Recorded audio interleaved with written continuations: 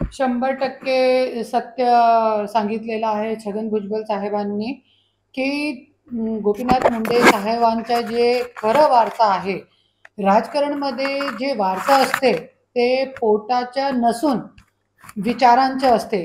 तो धनंजय मुंडेनी आज ते करून दाखवलेलं आहे आणि ज्यावेळे मुंडे साहेब होते 2009 पासून घरामध्ये वाद झाला होता आणि त्या सगळी गोष्टीमध्ये लढून आणि स्वतःचं व्यक्तित्व निर्माण करून जसे मुंडे साहेबांनी तळागाळामध्ये जाऊन स्वतःचं व्यक्तित्व खुद निर्माण केला होता.